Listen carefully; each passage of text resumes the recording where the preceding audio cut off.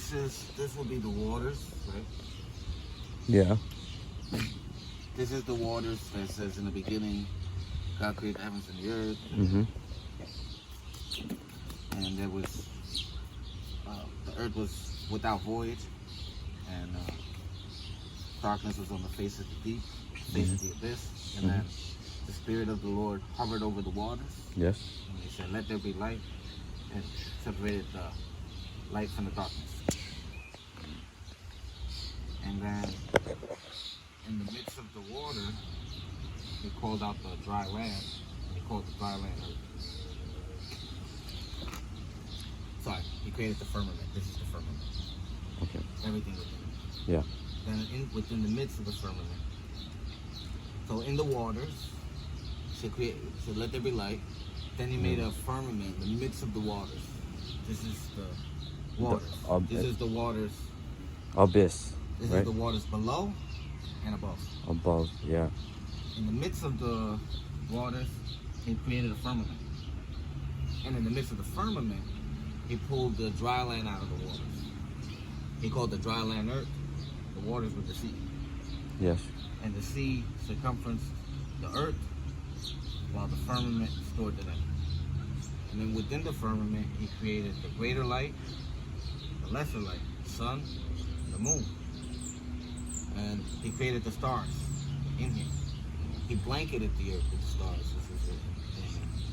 It's Proverbs. I think it's Proverbs. But they're in the firmament. So within the midst of the firmament, you have the sun and the moon, you have the dry land, you have the waters. Yes. And outside of the firmament is the waters. So he says in the midst of the waters, he could put firmament in the midst of the waters. So inside the firmament's water, outside the firmament's water. It's like a bubble. Yes. So earth here. Now he says the sun and the moon are for the signs and the seasons. Signs and seasons, yes. And we know that in Proverbs, everywhere the sun goes, no piece of the earth is untouched without the sun. So this is the path of the sun is going to move the earths in there. So this is going to separate. This is the light.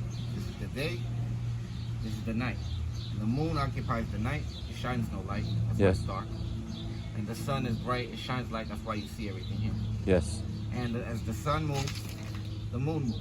And where the sun is, that's where the light is. And where the sun's not, that's where the moonlight is. Yes. It's dark. It keeps going over the face of the earth. And that's why here is nighttime and here is daytime, and it does the flip-flop at certain points. But because it's a greater light, it moves in a difference. It doesn't just stay like this. The sun has its own path. Yeah. And the moon has its own path. And the stars has its own path, just like every man has its own path. Yes. So he creates everything for a reason. But this in the middle is the earth. Now, a lot of things happen from the first day to the day that we're living now. We still live here, and the sun is still there, the moon's still here, and we're still in the firmament. Yeah. There's still water outside the firmament. The stars are in here that we get to see, but God's outside. Yes. And this earth is still within a foundation. So this is if God's staring down. But if we were to be looking at God from the outside, it would be like this.